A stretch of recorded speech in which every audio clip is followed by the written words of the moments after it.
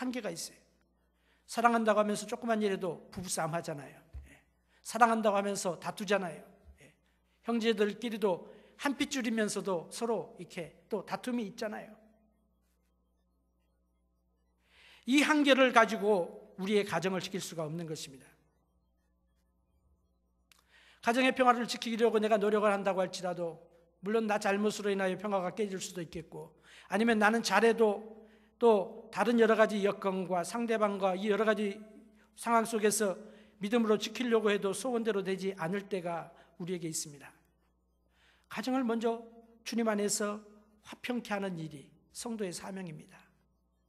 그래서 우리의 가정을 위하여 우리는 끊임없이 기도해야 되는 거예요. 부르짖어 기도해야 됩니다. 우리가 기도해야 될 중요한 그리고 충분한 이유가 되는 것입니다.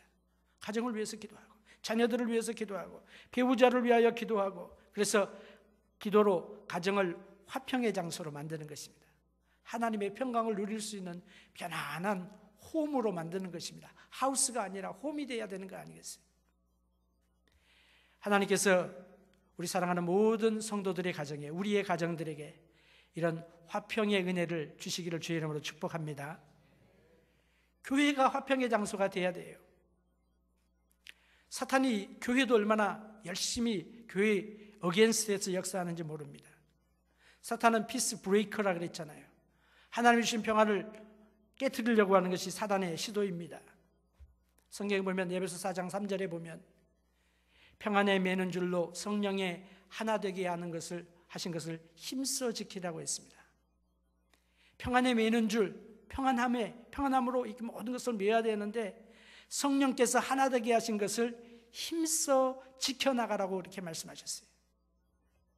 그냥 저절로 되는 것이 아니라고 하는 것입니다. 힘써 지켜야 되는 것입니다. 바울이 빌립보서를 쓰면서 4장에 보면 두 여인의 이름을 빌립보서에서 이야기를 하고 있습니다. 유오디아라고 하는 여인과 순두계라고 하는 여인이 있습니다. 유오디아와 순두계. 근데 이분들은 빌립보 교회에서 유력한 그런 여인들이었던 것 같아요. 근데 문제가 뭐냐? 두 사람이 하나가 안 되는 거예요.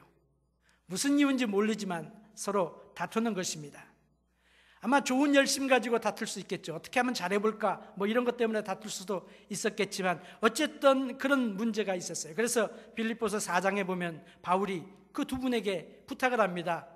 주 안에서 같은 마음을 품으라. 같은 마음을 품으라. 서로 화평할 것을 이야기하고 있습니다.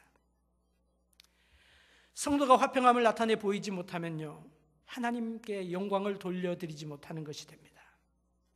오늘 많은 교회들이 이 능력을 잃어버렸어요. 우리가 가지고 있는, 우리만이 가지고 있는 우리만의 능력, 우리만의 축복, 우리만의 은총이 있는데 평화를 갖다가 잃어버린 거예요.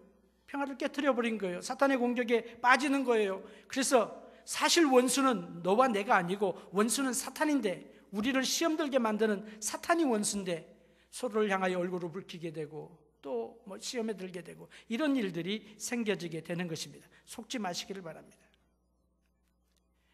내가 교회 안에서 피스메이커로 화평케 하는 일을 감당하려고 하는 것은 때로는 쉽지 않을 수가 있습니다.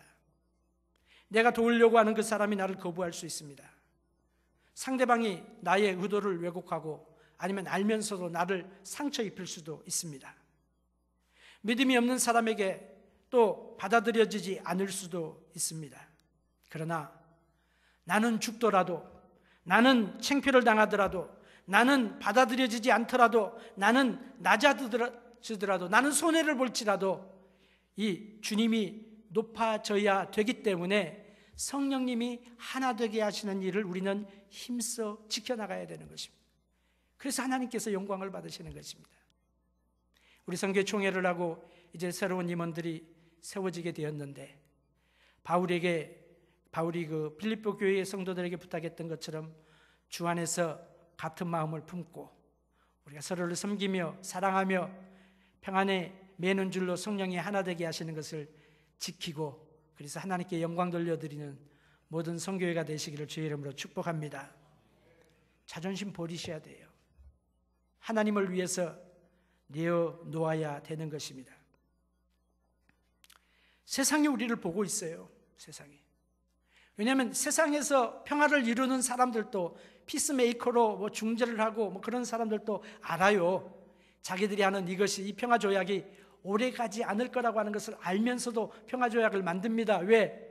그래도 평화 조약이 없는 것보다 있는 것이 더 낫기 때문에 잠시만의 평안이라도 얻기 위하여 값싼 대가를 지불하면서 평화를 추구해 가는 것입니다.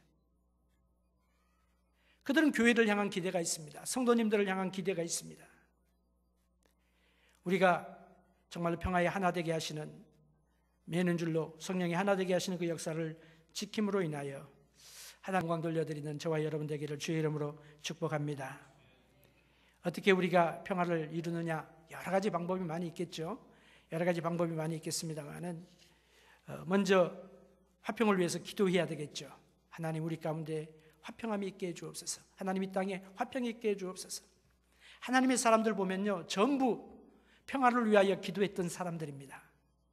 전부 그래요. 아브라함, 소돔과 고모라에 멸망당하지 않을 것을 위하여 하나님께 기도하고 또 기도하고 6번이나 기도하잖아요. 6번이나. 의인 50이 있으면 멸하시겠습니까? 의인 45명이 있으면 멸하시겠습니까? 하나님, 제발 소돔과 고모라를 심판을 하나님께서 이렇게 마음을 바꾸실 수가 없겠습니까? 그렇게 하나님께 기도를 드리죠.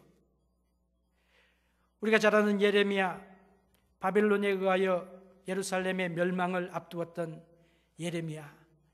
그 예레미야는 예루살렘을 위하여, 이스라엘 백성들을 위하여 눈물로 기도합니다. 눈물로 기도해요. 그 예레미야의 눈물이 오늘 우리에게 필요한 것입니다. 이 시대를 향한 우리의 눈물, 하나님께 드려지는 눈물이 있어야 되는 것입니다. 예루살렘이 멸망당할 것을 슬퍼하면서 울었던 여인들이 있습니다. 예수님께서 그랬죠. 나를 위하여 울지 말고 너희와 너희 자녀들을 위하여 울라. 예루살렘을 위하여 울었던 그 여인들의 눈물, 예수님의 눈물, 그것 때문에 하나님께서 그 시대에 긍휼을 베풀어 주시는 하나님의 역사가 일어나게 되는 것입니다. 어떻게 화평을 우리가 이루어갈 수 있습니까? 조심해야 될 게 많겠죠. 뭐 이거 하지 말라, 저거 하지 말라, 그런 말씀 제가 많이 드리지 않겠습니다만은 말에 조심을 해야 됩니다. 말로써 천냥빚을 갚기도 하고